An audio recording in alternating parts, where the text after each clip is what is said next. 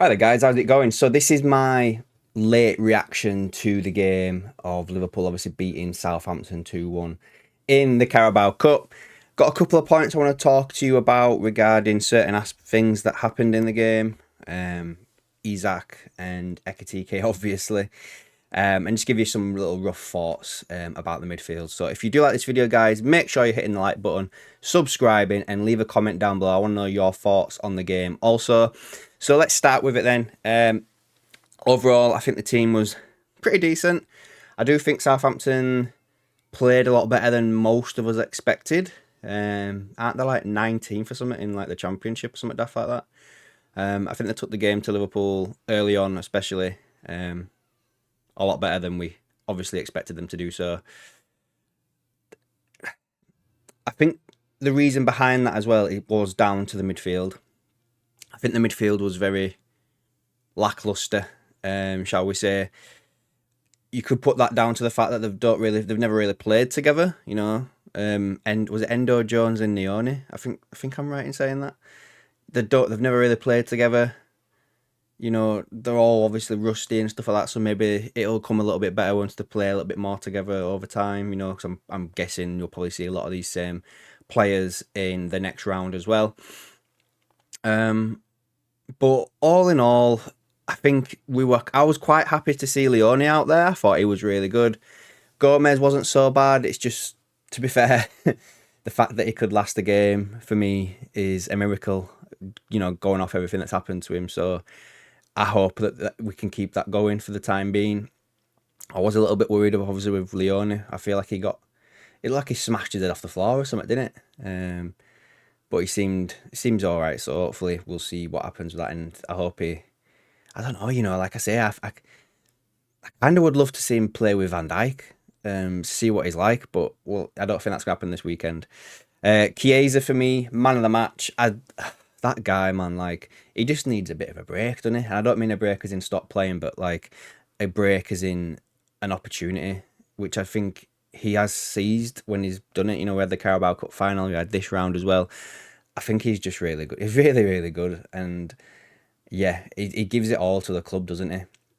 And there was a player there, especially before his bad injury that he had. So I do think this will probably be his last season. He's not getting much luck in it, really, to be fair. Rio, now, this may be controversial to some, but I do think this may have been his worst performance for Liverpool in a while.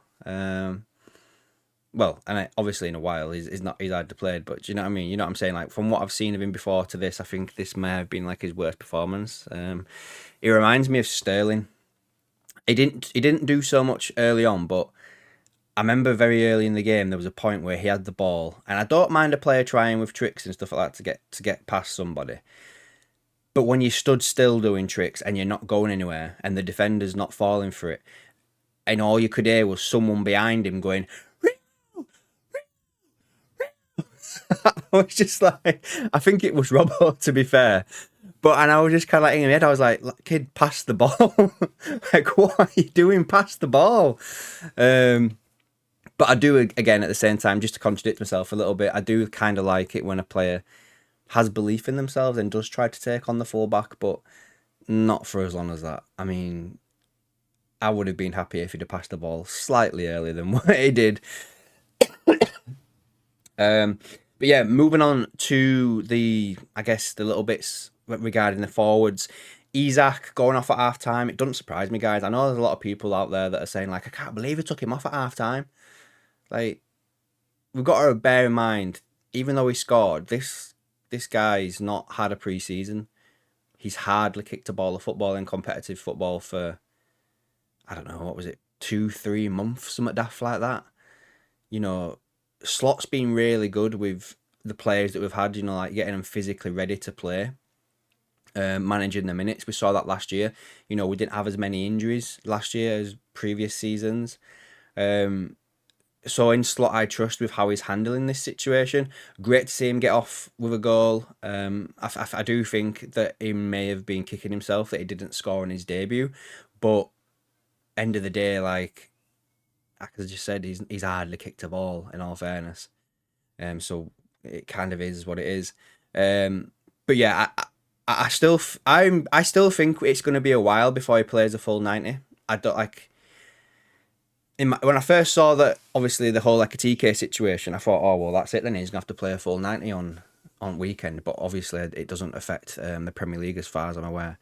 What happened with Ekitike? So yeah, I think you're just gonna slowly build up his minutes for Isak. So let's just see what happens. And you know, he played a little bit at the weekend. He's just got another 45 under his belt.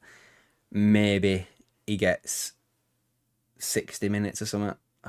To be fair, next time round, I don't think he starts this weekend. I think he comes off the bench a little bit, but I do think he probably starts against Galatasaray, and maybe plays 60, 70 minutes in that game. Let's wait and see for that. But yeah, just and fire with your criticism, guys, about why he's been taken off. And then lastly, just the whole Ekitike situation. Now, I just want to preface all of this with the rules are the rules.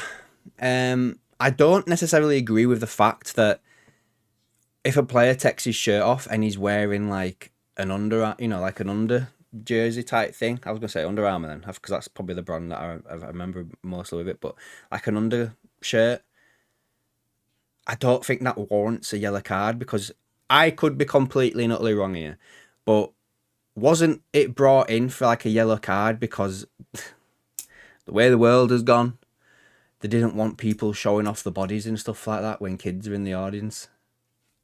Am I right in saying that? Am I completely wide of the mark? But that's what I thought this rule was brought in for.